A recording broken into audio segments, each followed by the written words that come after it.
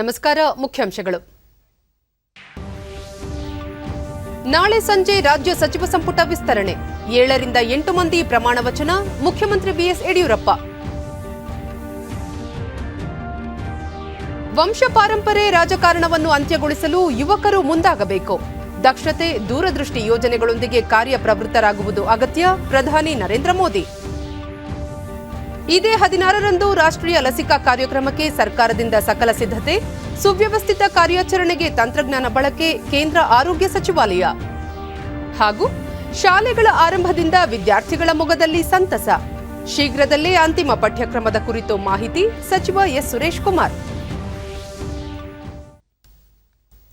ವಾರ್ತೆಗಳ ವಿವರ. ರಾಜ್ಯ ಸಚಿವ ಸಂಪುಟ ವಿಸ್ತರಣೆ ನಾಳೆ ಸಂಜೆ 3:50ಕ್ಕೆ ನಡೆಯಲಿದ್ದು 7 ರಿಂದ 8 ಮಂದಿ ನೂತನ ಸಚಿವರಾಗಿ ಪ್ರಮಾಣ ವಚನ ಸ್ವೀಕರಿಸಲಿದ್ದಾರೆ ಎಂದು ಮುಖ್ಯಮಂತ್ರಿ ಬಿಎಸ್ ಯಡಿಯೂರಪ್ಪ ಬೆಂಗಳೂರಿನಲ್ಲಿಂದು ತಿಳಿಸಿದ್ದಾರೆ. ಮಾಧ್ಯಮಗಳೊಂದಿಗೆ ಮಾತನಾಡಿದ ಅವರು, ನೂತನ ಸಚಿವರಾಗಿ ಪ್ರಮಾಣ ವಚನ ಸ್ವೀಕರಿಸಲಿರುವವರ ಪಟ್ಟಿ ಶೀಘ್ರದಲ್ಲೇ ಅಂತಿಮಗೊಳಿಸಲಾಗುವುದು ಎಂದರು. ಬಿಡುಗಡೆ ಮಾಡಿ ಸ್ವಲ್ಪ ಡೆವಲಪ್ಮೆಂಟ್ ಕಡೆ ಗಮನ ಕೊಡಬೇಕಾಗಿದೆ. ಸದಸ್ಯರು ನಾಮಕಾವಾಸ್ತೆ ತೆಗಿದ್ದಾರೆ, ಅವ್ರಿಗೇನು ಅಭಿವೃದ್ಧಿ ಕಾರ್ಯಕ್ಕೆ ದುಡ್ಡಿಲ್ಲ ಅನ್ನೋ ನೋವಿದೆ.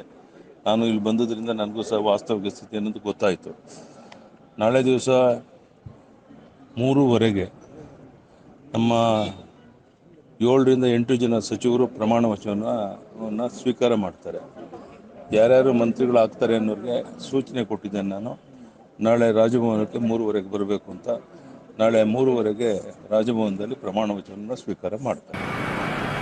ಇದಕ್ಕೂ ಮುನ್ನ ಮುಖ್ಯಮಂತ್ರಿ ಯಡಿಯೂರಪ್ಪ ಬೆಂಗಳೂರು ನಗರ ಜಿಲ್ಲಾ ಪಂಚಾಯಿತಿಯ ಮಹಾದ್ವಾರ ಹಾಗೂ ಸಂಪನ್ಮೂಲ ಕೇಂದ್ರವನ್ನು ಉದ್ಘಾಟಿಸಿದರು. ಕಂದಾಯ ಸಚಿವ ಆರ್ ಅಶೋಕ, ಜಿಲ್ಲಾ ಪಂಚಾಯಿತಿ ಅಧ್ಯಕ್ಷ ಜಿ ಮರಿಸ್ವಾಮಿ, ಬಿಡಿಎ ಅಧ್ಯಕ್ಷ ಎಸ್ಆರ್ ವಿಶ್ವನಾಥ್ ಮತ್ತಿತರರು ಉಪಸ್ಥಿತರಿದ್ದರು.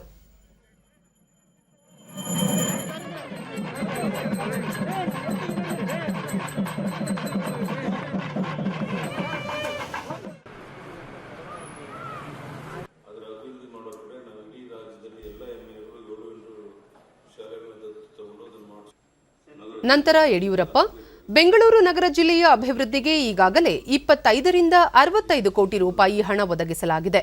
ಮುಂಬರುವ ದಿನಗಳಲ್ಲಿ ಇನ್ನೂ ಹೆಚ್ಚಿನ ಅನುದಾನ ಬಿಡುಗಡೆಗೆ ಕ್ರಮ ಕೈಗೊಳ್ಳಲಾಗುವುದು ಎಂದರು.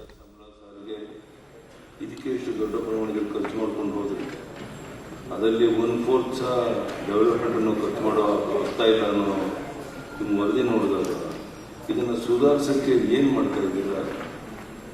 ಆ ದಿಕ್ಕಿನಲ್ಲಿ ಯೋಚನೆ ಮಾಡಿ. ಪ್ರಜಾಪ್ರಭುತ್ವದ ರಕ್ಷಣೆಗೆ ದೇಶದ ಸಾಮಾನ್ಯ ಯುವಕರು ಹೆಚ್ಚಿನ ಸಂಖ್ಯೆಯಲ್ಲಿ ರಾಜಕೀಯ ರಂಗವನ್ನು ಪ್ರವೇಶಿಸಬೇಕು.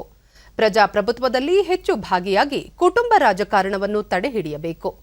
ಸಾಮಾನ್ಯ ಯುವಕರು ರಾಜಕೀಯ ರಂಗ ಪ್ರವೇಶಿಸದಿದ್ದರೆ ಕುಟುಂಬ ರಾಜಕಾರಣ ಪ್ರಜಾಪ್ರಭುತ್ವವನ್ನು ದುರ್ಬಲಗೊಳಿಸುತ್ತದೆ ಎಂದು ಪ್ರಧಾನಿ ನರೇಂದ್ರ ಮೋದಿ ತಿಳಿಸಿದ್ದಾರೆ. ವಿವೇಕಾನಂದ ಜಯಂತಿ ಅಂಗವಾಗಿ ಆಯೋಜಿಸಿದ್ದ 2ನೇ ರಾಷ್ಟ್ರೀಯ ಯುವ ಸಂಸತ್ ಮಹೋತ್ಸವದ ಸಮಾರೋಪ ಸಮಾರಂಭದಲ್ಲಿ ಮಾತನಾಡಿದ ಪ್ರಧಾನಿ, ಕುಟುಂಬ ರಾಜಕಾರಣ ಪ್ರಜಾಪ್ರಭುತ್ವದ ಬಹುದೊಡ್ಡ ಶತ್ರುವಾಗಿದೆ. ಯುವ ಶಕ್ತಿ ಕುಟುಂಬ ರಾಜಕಾರಣವನ್ನು ದೂರವಿಟ್ಟು ರಾಜಕೀಯ ರಂಗದಲ್ಲಿ ಬದಲಾವಣೆ ತರಬೇಕು. ಯುವ ಜನರು ತಮ್ಮ ವಿಚಾರ, ದೂರದೃಷ್ಟಿಯೊಂದಿಗೆ ಮುಂದೆ ಸಾಗಬೇಕು ಎಂದು ಪ್ರತಿಪಾದಿಸಿದರು. ಸಾಮರ್ಥ್ಯ, ಸಾಧನೆ ಮತ್ತು ಪ್ರಾಮಾಣಿಕತೆಯ ಮೇಲೆ ಚುನಾವಣೆ ಎದುರಿಸುವ ಕಾಲ ಇದಾಗಿದೆ. ದೇಶದ ಜನರು ಪ್ರಾಮಾಣಿಕ ವ್ಯಕ್ತಿಗಳಿಗೆ ಅವಕಾಶ ನೀಡುತ್ತಿದ್ದಾರೆ. ಭ್ರಷ್ಟಾಚಾರವು ದೇಶಕ್ಕೆ ಹೊರೆಯಾಗಿದೆ. ಯುವ ಜನರು ದೇಶದ ಭಾಗ್ಯವಿಧಾತರಾಗಬೇಕು. ಭಾರತದ ಭವಿಷ್ಯವನ್ನು ಮತ್ತಷ್ಟು ಉಜ್ವಲವಾಗಿಸಬೇಕು ಎಂದರು. ಸ್ವಾಮಿ ವಿವೇಕಾನಂದರು ರಾಷ್ಟ್ರೀಯ ಚೇತನ ಜಾಗೃತಗೊಳಿಸಿದ ಮಹಾನ್ ವ್ಯಕ್ತಿ. ಅವರಿಂದ ಪ್ರೇರೇಪಿತವಾಗಿಲ್ಲದ ಊರು, ವ್ಯಕ್ತಿಗಳಿಲ್ಲ. ದೇಶದ ಸ್ವಾತಂತ್ರ್ಯ ಹೋರಾಟಕ್ಕೂ ವಿವೇಕಾನಂದರ ಧ್ಯೇಯಗಳು ಪ್ರೇರಣೆಯಾಗಿದ್ದವು ಎಂದರು. देश की सेवा को दीजिए। विवेकानंद जी कहते थे कि ये सदी भारत की है। इस सदी को, भारत की सदी, हमारी युवा पीढ़ी को ही बनाना है। आप जो भी करिए, जो भी फैसला लीजिए, उसमें जरूर सोचिए कि इससे देश का क्या हित होगा। अब जनप्रतिनिधि भी ये समझने लगे हैं कि अगले चुनाव में जाना है तो सीवी स्ट्रांग होनी चाहिए, कामों का हिसाब पुख्ता होना चाहिए। लेकिन साथियों, कुछ बदलाव अभी भी बाकी है और ये बदलाव देश के युवाओं को आपको ही करने हैं। लोकतंत्र का एक सबसे बड़ा दुश्मन पनप रहा है और वो है राजनीतिक वंशवाद। आज यही एक्ट हमारे लाखों लोगों की जान बचाने में सहायक हुआ, देश को इतने बड़े संकट से उबारने में आधार बना। इतना ही नहीं, जहां कभी डिजास्टर मैनेजमेंट केवल मुआवजे और राहत सामग्री तक सीमित होता था, उसी भारत के डिजास्टर मैनेजमेंट से आज दुनिया सीख रही है। साथियों, जो समाज संकटों में भी प्रगति के रास्ते बनाना सीख लेता है, वो समाज अपना भविष्य खुद लिखता है। और इसलिए आज भारत और 130 करोड़ भारतवासी अपना भविष्य, और वो भी उत्तम भविष्य, आज देश के नागरिक खुद गढ़ रहे हैं। आपके द्वारा किया गया हर एक प्रयास, हर एक सेवा कार्य, हर एक इनोवेशन और हर एक ईमानदार संकल्प भविष्य की नींव में रखा जा रहा एक मजबूत पत्थर है। आपसे आग्रह कर रहा हूं। ಲೋಕಸಭಾಧ್ಯಕ್ಷ ಓಂ ಬಿರ್ಲಾ, ಭಾರತದ ಪ್ರಜಾಪ್ರಭುತ್ವದ ಭವಿಷ್ಯ ಉಜ್ವಲವಾಗಿದೆ. ಯುವ ಸಂಸದರು ಸಕ್ರಿಯವಾಗಿ ಪಾಲ್ಗೊಳ್ಳುವ ಮೂಲಕ ಪ್ರಜಾಪ್ರಭುತ್ವವನ್ನು ಸಶಕ್ತಗೊಳಿಸಬೇಕು. ಪ್ರಜಾಪ್ರಭುತ್ವದಲ್ಲಿ ಎಲ್ಲದಕ್ಕೂ ಪರಿಹಾರವಿದೆ. ಸಂವಿಧಾನ ಮತ್ತು ಪ್ರಜಾಪ್ರಭುತ್ವ ವ್ಯವಸ್ಥೆಯನ್ನು ಇನ್ನಷ್ಟು ಸದೃಢಗೊಳಿಸಲು ಯುವ ಸಮೂಹ ಮುಂದಾಗಬೇಕು ಎಂದರು. ಕಾರ್ಯಕ್ರಮದಲ್ಲಿ ಸಚಿವರುಗಳಾದ ರಮೇಶ್ ಪೋಖ್ರಿಯಾಲ್ ನಿಶಾಂಕ್, ಕಿರಣ್ ರಿಜಿಜು ಸೇರಿದಂತೆ ಮತ್ತಿತರರು ಉಪಸ್ಥಿತರಿದ್ದರು.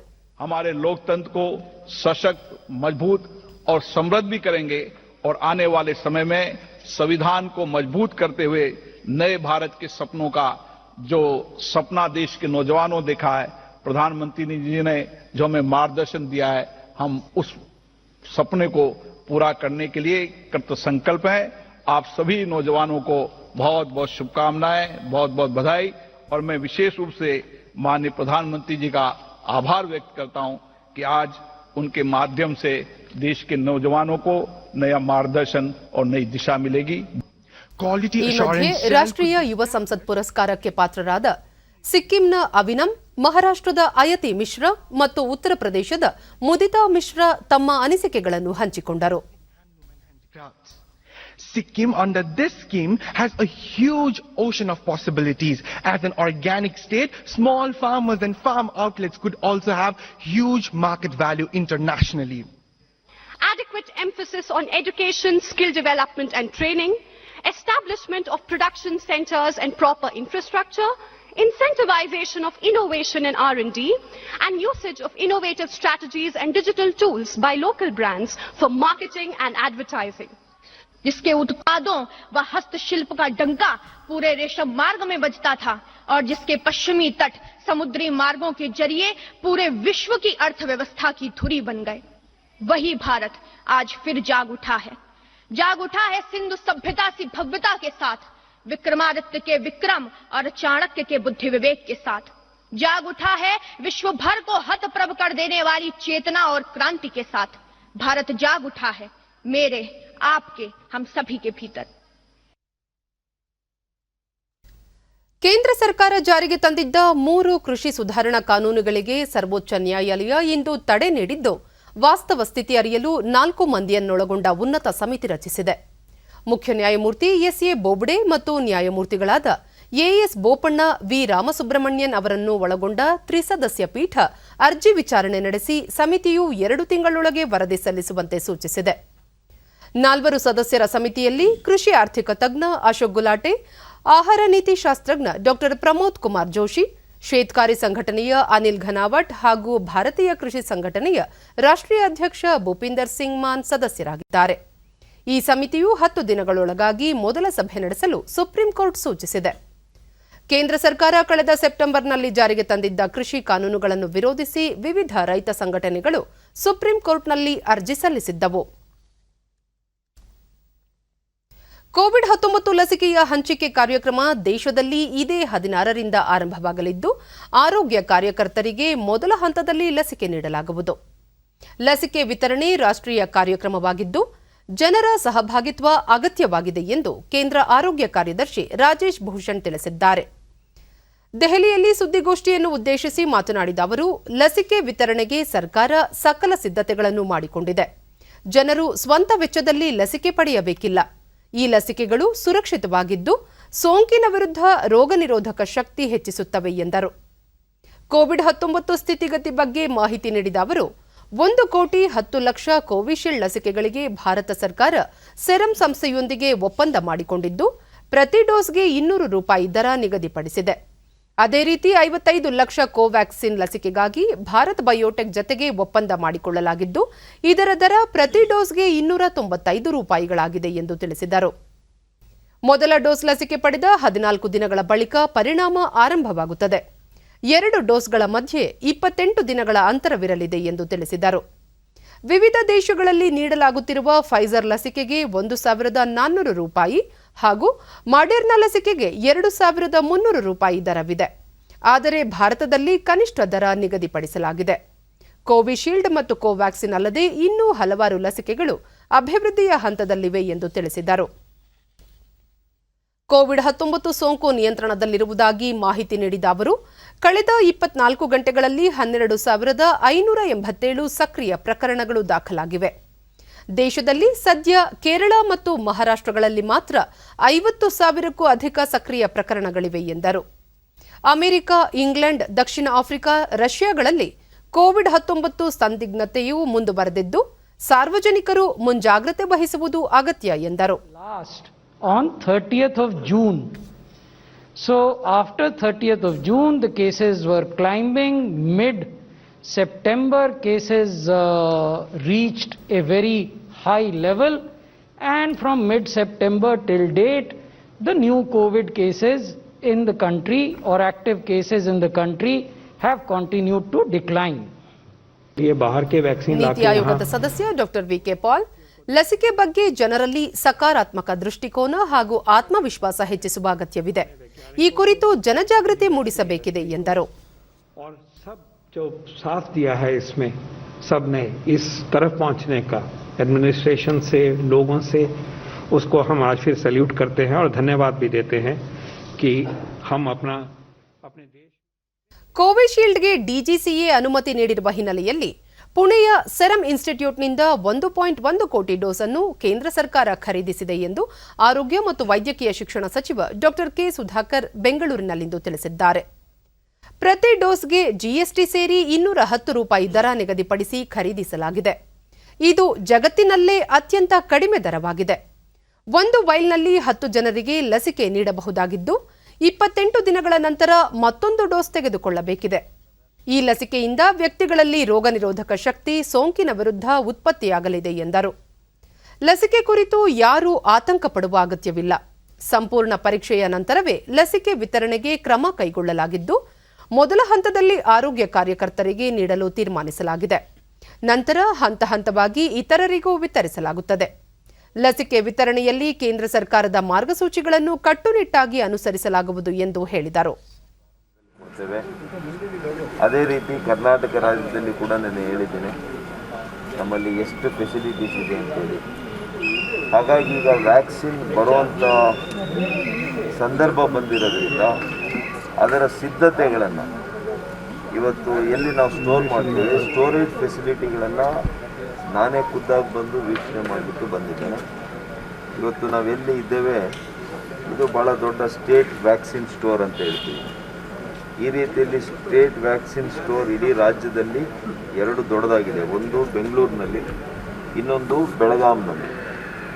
ಅದೇ ರೀತಿ 5 ರೀಜನಲ್ ಸ್ಟೋರ್ಸ್ ಇದೆ, ವಿಭಾಗವಾರು 5 ಜಿಲ್ಲೆಗಳಲ್ಲಿ ವಿಭಾಗವಾರು ಸ್ಟೋರ್ಸ್ ಇದೆ.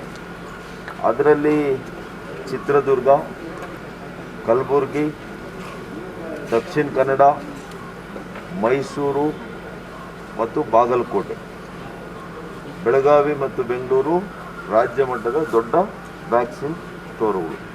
ಇದಲ್ಲದಿರ ಪ್ರತಿ ಜಿಲ್ಲೆಯಲ್ಲಿ 30 ಜಿಲ್ಲೆಗಳಲ್ಲಿ ಒಂದು ಕಾರ್ಪೊರೇಷನ್ ವ್ಯಾಕ್ಸಿನ್ ಸ್ಟೋರ್ ಅಂತ ಇದು ನಮ್ಮ ವ್ಯಾಕ್ಸಿನ್ ಸ್ಟೋರ್ಸ್ ಇದೆ. ಅದೇ ರೀತಿ BBMP ಲಿಮಿಟ್ಸ್ನಲ್ಲಿ ಒಂದು ಕಾರ್ಪೊರೇಷನ್ ವ್ಯಾಕ್ಸಿನ್ ಸ್ಟೋರ್ ಇದೆ. ಒಟ್ಟು 50 block vaccine stores, cold chain points ಬಂದು ಒಟ್ಟು 2767, ಸುಮಾರು 40ರಿಂದ 45 ಲಕ್ಷ ಡೋಸಸ್ ವ್ಯಾಕ್ಸಿನನ್ನು, ವೈಲ್ಸನ್ನು ಇಲ್ಲಿ ಸ್ಟೋರೇಜ್ ಮಾಡಲಿಕ್ಕೆ ನಮಗೆ ಅವಕಾಶ ಇದೆ. ಬೇರೆ ಬೇರೆ ಲಸಿಕೆ ಈಗ ಒಂದು 5-6 ಲಕ್ಷ ಇರ್ಬೋದು, ನಮಗೆ 24 ಲಕ್ಷ ಬರುತ್ತೆ ಅಂತೇಳಿ ನಮಗೆ ಈಗಾಗಲೇ ನಿಮಗೆ ಹೇಳಿದ್ದೀನಿ. ಚಾಮರಾಜನಗರ ಜಿಲ್ಲೆಯ ಉಸ್ತುವಾರಿ ಹಾಗೂ ಪ್ರಾಥಮಿಕ ಮತ್ತು ಪ್ರೌಢಶಿಕ್ಷಣ ಸಚಿವ ಎಸ್ ಸುರೇಶ್ ಕುಮಾರ್ ಹಲವು ಶಾಲೆಗಳಿಗೆ ಭೇಟಿ ನೀಡಿ ವಿದ್ಯಾರ್ಥಿಗಳು ಹಾಗೂ ಶಿಕ್ಷಕರೊಂದಿಗೆ ಸಮಾಲೋಚನೆ ನಡೆಸಿದರು. ಕೋವಿಡ್-19 ಹಿನ್ನೆಲೆಯಲ್ಲಿ ಸ್ಥಗಿತಗೊಂಡಿದ್ದ ಶಾಲೆಗಳು ಪುನರಾರಂಭಗೊಂಡಿರುವುದರಿಂದ ಪಠ್ಯಕ್ರಮ, ಪರೀಕ್ಷಾ ತಯಾರಿ, ಸೋಂಕು ಮುಂಜಾಗ್ರತಾ ಕ್ರಮಗಳ ಕುರಿತು ಮಾಹಿತಿ ಪಡೆದರು.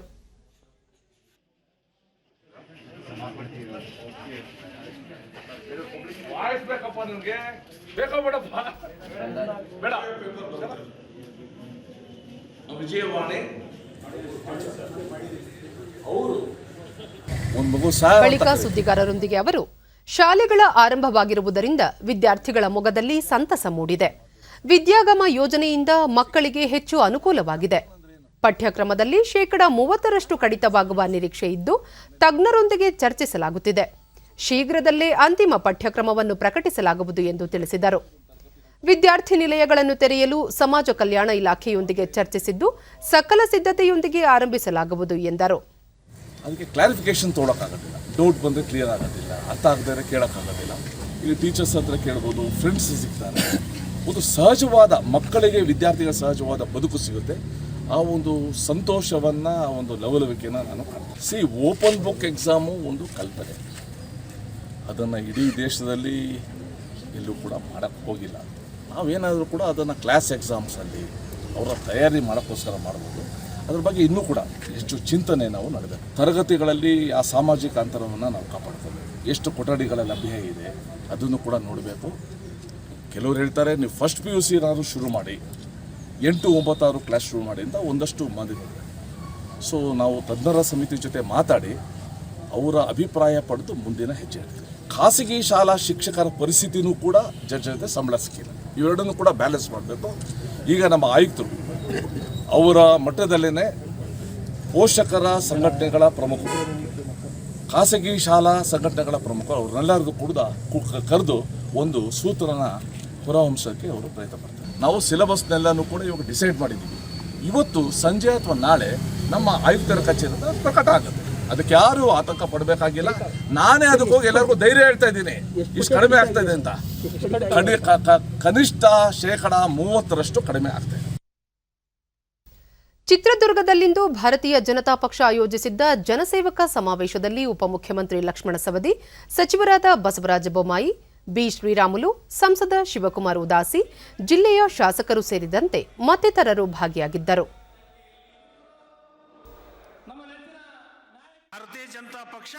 ಬಳಿಕ ಲಕ್ಷ್ಮಣ ಸವದಿ, ಹಳ್ಳಿಯಿಂದ ದಿಲ್ಲಿಯವರೆಗೂ ಪಕ್ಷದ ಸಂಘಟನೆಯನ್ನು ಬಲಪಡಿಸಲು ಕಾರ್ಯಕರ್ತರು ಶ್ರಮಿಸಬೇಕು ಹಾಗೂ ಜನರ ಆಶೋತ್ತರಗಳಿಗೆ ಸ್ಪಂದಿಸಬೇಕು ಎಂದರು. ನಾವು ಪ್ರಾರಂಭದಲ್ಲಿ 30 ಜಿಲ್ಲೆ ಒಳಗೆ 62 ಸಭೆಗಳನ್ನು ಮಾಡಿದ್ವಿ. ಗ್ರಾಮದಿಂದ ಹಳ್ಳಿಯಿಂದ ದಿಲ್ಲಿವರೆಗೂ ಕೂಡ ಭಾರತೀಯ ಜನತಾ ಪಕ್ಷದ ಕಾರ್ಯಕರ್ತ ಆ ಗ್ರಾಮ ಪಂಚಾಯತಿ ಸದಸ್ಯ ಆಗಬೇಕು. ಬಸವರಾಜ ಬೊಮ್ಮಾಯಿ, ಅಧಿಕಾರ ವಿಕೇಂದ್ರೀಕರಣ ವ್ಯವಸ್ಥೆಗೆ ವಿಶೇಷ ಒತ್ತು ನೀಡುವ ಕೆಲಸ ಕರ್ನಾಟಕದಿಂದಲೇ ಆರಂಭವಾಗಿದೆ.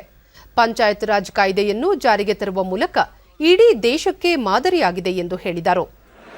ಪ್ರಜಾಪ್ರಭುತ್ವದಲ್ಲಿ ಅತಿ ಜನರಿಗೆ ಹತ್ತಿರ ಇರುವಂತ ಯಾವುದಾದರೂ ಒಂದು ಸಂವಿಧಾನಾತ್ಮಕವಾಗಿರುವಂಥ ಅಧಿಕಾರ ಹೊಂದಿರುವಂಥ ಒಂದು ಸಂಸ್ಥೆ ಇದ್ದರೆ ಅದು ಗ್ರಾಮ ಪಂಚಾಯಿತಿ. ಇವತ್ತು ಹಳ್ಳಿಯ ಆಡಳಿತ ಹಳ್ಳಿಯಿಂದಲೇ ಆಗಬೇಕು. ಗ್ರಾಮ ಪಂಚಾಯಿತಿ ಚುನಾವಣೆ. ಬಿ ಶ್ರೀರಾಮುಲು, ಯುವಕರಿಗೆ ಹೆಚ್ಚಿನ ಶಕ್ತಿಯನ್ನು ತುಂಬುವಂತಹ ಕೆಲಸವನ್ನು ಪ್ರಧಾನಿ ನರೇಂದ್ರ ಮೋದಿ ಅವರು ಮಾಡುತ್ತಿದ್ದಾರೆ. ಗ್ರಾಮ ಪಂಚಾಯಿತಿ ಚುನಾವಣೆಗಳಲ್ಲಿ ಹೆಚ್ಚಿನ ಸಂಖ್ಯೆಯಲ್ಲಿ ಯುವಕರು ಜಯಗಳಿಸಿದ್ದು ಸಮರ್ಪಣಾ ಭಾವದಿಂದ ಗ್ರಾಮಗಳ ಅಭಿವೃದ್ಧಿಗೆ ಶ್ರಮಿಸುವ ಅಗತ್ಯವಿದೆ ಎಂದರು. ನಮ್ಮ ರಾಜ್ಯದ ಮುಖ್ಯಮಂತ್ರಿಗಳಂತ ಸನ್ಮಾನ್ಯ ಯಡಿಯೂರಪ್ಪನವರು ಒಂದು ಪ್ರಾಮಾಣಿಕವಾದಂಥ ಪ್ರಯತ್ನವನ್ನು ಮಾಡಿ ಯಾರ್ಯಾರು ಓದ್ಕೊಂಡಿರೋಂಥ ವಿದ್ಯಾರ್ಥಿನಿಯರಿಗೆ ಯುವಕರಿಗೆ ಅವರೆಲ್ಲರಿಗೂ ಕೆಲಸವನ್ನು ಕೊಡಬೇಕು, ಯುವಕರಿಗೆ ಒಂದು ಶಕ್ತಿಯನ್ನು ತುಂಬಬೇಕೆಂದೇಳಿ ಈ ಬಜೆಟ್ ಅಲ್ಲಿ ವಿಶೇಷವಾದಂಥ ಯುವಕರಿಗೆ ಒಂದು ವಿಶೇಷವಾದಂಥ ಒಂದು ಬಜೆಟ್ ಅನ್ನು ಕೊಡುವಂತ ಕೆಲಸ ಕೂಡ ಸನ್ಮಾನ್ಯ ಯಡಿಯೂರಪ್ಪರು ಮಾಡ್ತಾ ಇದ್ದಾರೆ. ಬೆಂಗಳೂರು ಸಮೀಪದ ಆನೇಕಲ್ ತಾಲೂಕಿನ ಜಿಗಣಿಯಲ್ಲಿರುವ ಸ್ವಾಮಿ ವಿವೇಕಾನಂದ ಯೋಗ ಅನುಸಂಧಾನ ಸಂಸ್ಥಾನ ವಿಶ್ವವಿದ್ಯಾಲಯದ 18ನೇ ಘಟಿಕೋತ್ಸವ ಸಮಾರಂಭ ಇಂದು ನಡೆಯಿತು. ಶೃಂಗೇರಿ ಶಾರದಾ ಪೀಠದ ಆಡಳಿತಾಧಿಕಾರಿ ಡಾ ವಿಆರ್ ಗೌರಿಶಂಕರ್, ಆದಾಯ ತೆರಿಗೆ ಇಲಾಖೆ ಆಯುಕ್ತ ರವಿಚಂದ್ರನ್ ವಿದ್ಯಾರ್ಥಿಗಳಿಗೆ ಪದವಿ ಪ್ರದಾನ ಮಾಡಿದರು. ಈ ಸಂದರ್ಭದಲ್ಲಿ ವಿಶ್ವವಿದ್ಯಾಲಯದ ಮುಖ್ಯಸ್ಥ ಡಾ ಎಚ್ಆರ್ ನಾಗೇಂದ್ರ ಸೇರಿದಂತೆ ಮತ್ತಿತರರು ಉಪಸ್ಥಿತರಿದ್ದರು. ನಂತರ ಗೌರಿಶಂಕರ್ ಆಯುರ್ವೇದ ವೈದ್ಯಕೀಯ ಪದ್ಧತಿ ಮೂಲಕ ಜನರ ಆರೋಗ್ಯ ರಕ್ಷಣೆಗೆ ವಿಶೇಷ ಗಮನ ನೀಡಲಾಗುತ್ತಿದೆ. ಇತ್ತೀಚಿನ ದಿನಗಳಲ್ಲಿ ಹೆಚ್ಚಿನ ಜನರು ಈ ಪದ್ಧತಿಯಿಂದ ಆಕರ್ಷಿತರಾಗುತ್ತಿದ್ದಾರೆ ಎಂದು ಅಭಿಪ್ರಾಯಪಟ್ಟರು. ಅದನ್ನು ಜೀರ್ಣಿಸ್ಕೊಂಡ್ರೆ ಅವರೇ ನಮ್ಮ ಕಡೆಗೆ ಬರ್ತಾರೆ. ಈಗ ದೊಡ್ಡ ದೊಡ್ಡ ರಿಸರ್ಚ್ ಸೆಂಟ್ರಲ್ಲಿ ನೀವು ಹೋಗಿ ಕೇಳಿದ್ರೆ ಎಷ್ಟೋ ಅಲೋಪತಿ ಮೆಡಿಸಿನ್ ಕೆಲಸ ಮಾಡದೇ ಇರಬೇಕಾದ್ರೆ ಆಯುರ್ವೇದ ಕೆಲಸ ಮಾಡುತ್ತೆ ಅಂತ ಅಲೋಪತಿ ಡಾಕ್ಟ್ರೇ ಕೊಡ್ತಾ ಇದ್ದಾರೆ. ಈ ವರ್ಷದ ವಿಶೇಷ ನಾಗೇಂದ್ರ 18ನೇ ಘಟಿಕೋತ್ಸವದಲ್ಲಿ 330 ವಿದ್ಯಾರ್ಥಿಗಳಿಗೆ ಪದವಿಗಳನ್ನು ಪ್ರದಾನ ಮಾಡಲಾಗಿದೆ. ರೋಗ ನಿರೋಧಕ ಶಕ್ತಿಯನ್ನು ವೃದ್ಧಿ ಮಾಡುವ ಸಂಬಂಧ ಸಂಶೋಧನೆ ನಡೆಸಲಾಗುತ್ತಿದೆ. ಆಯುಷ್ ಹಾಗೂ ಆಲೋಪತಿ ವೈದ್ಯಕೀಯ ಪದ್ಧತಿಗಳಿಂದ ಜನರ ಆರೋಗ್ಯ ರಕ್ಷಣೆ ನಿಟ್ಟಿನಲ್ಲಿ ಉತ್ತಮ ಕೆಲಸಗಳಾಗಬೇಕಿದೆ ಎಂದರು. ಆಧುನಿಕ ಅಲೋಪತಿ ಎರಡೂ ಸೇರಬೇಕು, ಆಗ ನಮಗೆ ಅತ್ಯಂತ ಉತ್ತಮವಾದಂತಹ ಒಂದು ಆರೋಗ್ಯದ ವಿಚಾರ ಬರುತ್ತೆ. ಎಲ್ಲರಿಗೂ ಈ ಒಂದು ಒಳ್ಳೆಯ ಆರೋಗ್ಯ ತಂದುಕೊಡುವಂತಹ ಅಂಶ ಆಗತ್ತೆ. ಕೋಲಾರ ಜಿಲ್ಲೆಯಲ್ಲಿಂದು ಕರ್ನಾಟಕ ರಾಜ್ಯ ಅಲ್ಪಸಂಖ್ಯಾತ ಆಯೋಗದ ಅಧ್ಯಕ್ಷ ಅಬ್ದುಲ್ ಅಜೀಂ ಸಾರ್ವಜನಿಕರ ಕುಂದುಕೊರತೆಗಳನ್ನು ಆಲಿಸಿದರು. ಈ ಸಂದರ್ಭದಲ್ಲಿ ಅಲ್ಪಸಂಖ್ಯಾತರ ಇಲಾಖೆಯ ಅಧಿಕಾರಿ ಮುರಳಿ ಸೇರಿದಂತೆ ಮತ್ತಿತರರು ಉಪಸ್ಥಿತರಿದ್ದರು. ಸಾರ್ವಜನಿಕರಿಂದ ಅಹವಾಲುಗಳು ಸ್ವೀಕರಿಸಿ ಮಾತನಾಡಿದ ಅಬ್ದುಲ್ ಅಜೀಂ, ಜನರ ಸಮಸ್ಯೆಗಳನ್ನು ಆಲಿಸಲಾಗಿದ್ದು ಸೂಕ್ತ ಕ್ರಮ ಕೈಗೊಳ್ಳುವಂತೆ ಜಿಲ್ಲಾಡಳಿತದ ಗಮನಕ್ಕೆ ತರಲಾಗಿದೆ. ಜಟಿಲ ಸಮಸ್ಯೆಗಳ ಬಗ್ಗೆ ಸರ್ಕಾರದೊಂದಿಗೆ ಚರ್ಚಿಸಲಾಗುವುದು ಎಂದರು. ಅಲ್ಪಸಂಖ್ಯಾತರು ಇರುವ ಪ್ರದೇಶಗಳಲ್ಲಿ ಕಾಂಪೌಂಡ್ ಹಾಕ್ಬಿಟ್ಟಿದ್ದಾರೆ. ಬಂದಿದೆ ಸರ್ಕಾರದ ಹಂತದಲ್ಲಿದೆ. ಮೇ ಬಿ ಶಾರ್ಟ್ಲಿ ಸಿಕ್ಕೇ ಸಿಗುತ್ತೆ. 100% ನಮಗೆ ಅನುದಾನ ಬರುತ್ತೆ. ಟೀಚರ್ಸ್ಗಳ ಕೊರತೆ, ಕೊಠಡಿಗಳ ಕೊರತೆ, ಮತ್ತೆ ಅವ್ರು ಇನ್ನೊಂದು ಬಹಳ ಇಂಪಾರ್ಟೆಂಟ್ ಇಂಪ್ರೆಸಿವ್ ಆಗಿ ಕೆಲವರು ಸಮಸ್ಯೆ ನಮ್ಮ ಮುಂದೆ ಇಟ್ಟಿದ್ದೇನಂತಂದ್ರೆ ಕ್ರೈಸ್ತರಿಗೆ ಸಿಮಿಟ್ರಿ ಇಲ್ಲ, ಮುಸಲ್ಮಾನಗಳಿಗೆ ಕಬ್ರಸ್ತಾನ್ ಇಲ್ಲ, ಬರಿಯಲ್ ಗ್ರೌಂಡು, ನಾವು ಬದುಕಿಗೆ ಒಂದು ಮನೆ ಬೇಕು, ಒಂದು ಆಶ್ರಯ ಬೇಕು ಅಂತ ಎಷ್ಟು ಒಂದು ಯೋಚನೆ ಮಾಡ್ತೀವಿ. ಹಾಗೆ ಸರ್ಕಾರ ನಮ್ಮ ಅಂತಿಮ ಒಂದು ಯಾತ್ರೆ ಏನಿದೆ ಅದರ ಬಗ್ಗೆ ಒಂದು ವ್ಯವಸ್ಥೆ ಯಾರು ಮಾಡಿಲ್ಲ, ಅದರ ಬಗ್ಗೆ ಗಮನನೂ ಕೊಟ್ಟಿಲ್ಲ. ಕೆಲವು ಜಾಗದಲ್ಲಿ 8 ಕಿಲೋಮೀಟರ್ 10 ಕಿಲೋಮೀಟರ್ ಇಲ್ಲಿಂದ ಡೆಡ್ ಬಾಡಿ ತಗೊಂಡು ಹೋಗ್ಬೇಕಾಗುತ್ತೆ. ನಾವು ಎಷ್ಟೇ ಮನವಿ ಕೊಟ್ಟರು ಅದರ ಬಗ್ಗೆ ಲೋಕಲ್ ಅಥಾರಿಟೀಸ್ಗಳು ಗಮನ ಹರಿಸ್ತಾ ಇಲ್ಲ ಅಂತ ಹೇಳ್ಬಿಟ್ಟು ನಮ್ಮ ಗಮನಕ್ಕೆ ತಂದಿದ್ದಾರೆ. ಸಮಸ್ಯೆಗಳು ನಮ್ಮ ಅಧಿಕಾರಿಗಳ ಗಮನಕ್ಕೆ ತಗೊಂಬರೋದು ಸಹಜ, ಆದರೆ ಇದಕ್ಕೂ ಅವಕಾಶ ಕೊಡಬಾರ್ದು.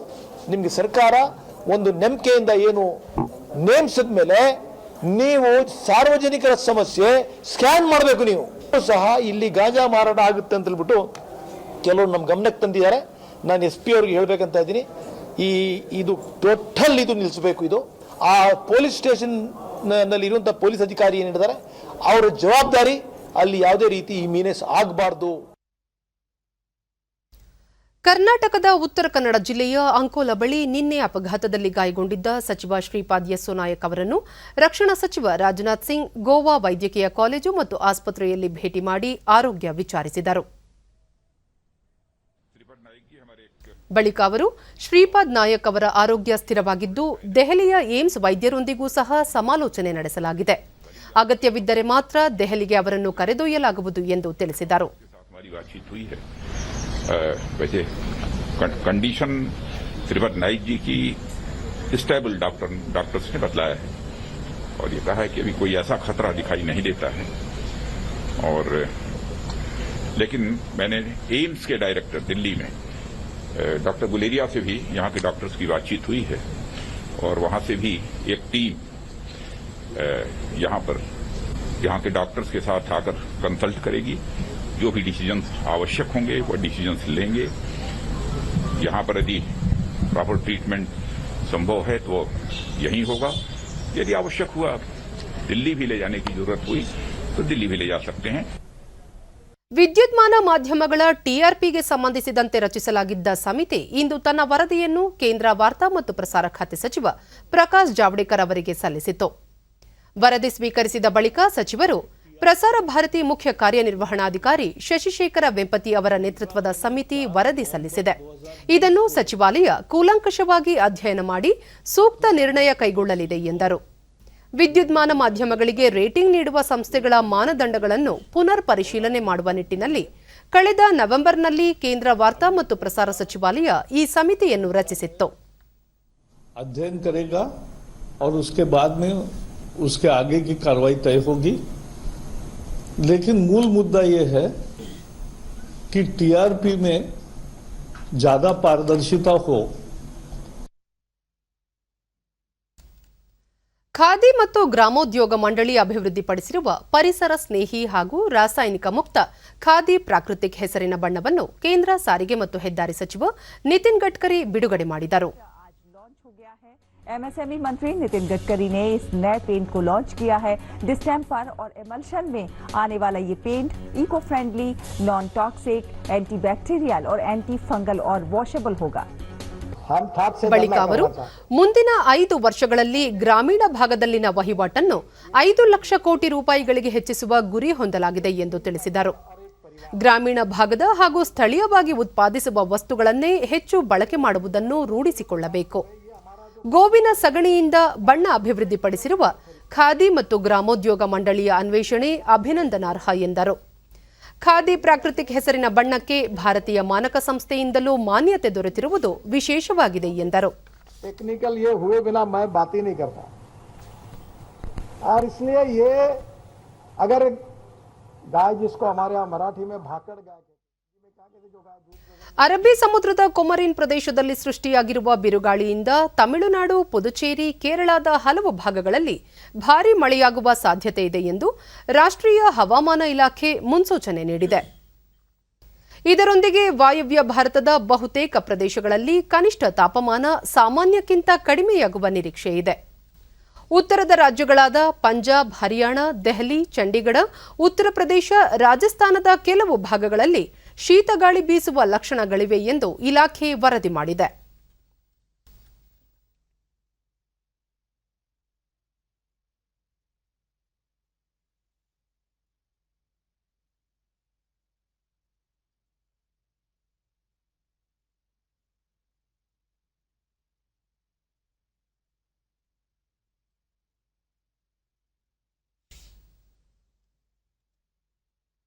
ಕೊನೆಯಲ್ಲಿ ಮತ್ತೊಮ್ಮೆ ಮುಖ್ಯಾಂಶಗಳು. ನಾಳೆ ಸಂಜೆ ರಾಜ್ಯ ಸಚಿವ ಸಂಪುಟ ವಿಸ್ತರಣೆ, 7 ರಿಂದ 8 ಮಂದಿ ಪ್ರಮಾಣ ವಚನ, ಮುಖ್ಯಮಂತ್ರಿ ಬಿಎಸ್ ಯಡಿಯೂರಪ್ಪ. ವಂಶ ಪಾರಂಪರೆ ರಾಜಕಾರಣವನ್ನು ಅಂತ್ಯಗೊಳಿಸಲು ಯುವಕರು ಮುಂದಾಗಬೇಕು. ದಕ್ಷತೆ, ದೂರದೃಷ್ಟಿ ಯೋಜನೆಗಳೊಂದಿಗೆ ಕಾರ್ಯಪ್ರವೃತ್ತರಾಗುವುದು ಅಗತ್ಯ, ಪ್ರಧಾನಿ ನರೇಂದ್ರ ಮೋದಿ. ಇದೇ 16ರಂದು ರಾಷ್ಟ್ರೀಯ ಲಸಿಕಾ ಕಾರ್ಯಕ್ರಮಕ್ಕೆ ಸರ್ಕಾರದಿಂದ ಸಕಲ ಸಿದ್ಧತೆ, ಸುವ್ಯವಸ್ಥಿತ ಕಾರ್ಯಾಚರಣೆಗೆ ತಂತ್ರಜ್ಞಾನ ಬಳಕೆ, ಕೇಂದ್ರ ಆರೋಗ್ಯ ಸಚಿವಾಲಯ. ಹಾಗೂ ಶಾಲೆಗಳ ಆರಂಭದಿಂದ ವಿದ್ಯಾರ್ಥಿಗಳ ಮೊಗದಲ್ಲಿ ಸಂತಸ, ಶೀಘ್ರದಲ್ಲೇ ಅಂತಿಮ ಪಠ್ಯಕ್ರಮದ ಕುರಿತು ಮಾಹಿತಿ, ಸಚಿವ ಎಸ್ ಸುರೇಶ್ ಕುಮಾರ್.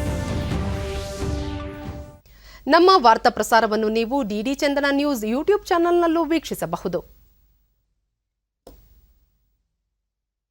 ಇಲ್ಲಿಗೆ ಇಂದಿನ ವಾರ್ತಾ ಪ್ರಸಾರ ಮುಕ್ತಾಯವಾಯಿತು. ಸತ್ಯ, ಸಮರ್ಥ, ಸಂಪೂರ್ಣ ಸುದ್ದಿಗಾಗಿ ವೀಕ್ಷಿಸಿ ಚಂದನ ವಾರ್ತೆ. ನಮ್ಮ ಮುಂದಿನ ವಾರ್ತಾ ಪ್ರಸಾರ ನಾಳೆ ಬೆಳಗ್ಗೆ 11 ಗಂಟೆಗೆ ಚಂದನದಲ್ಲಿ. ನಮಸ್ಕಾರ.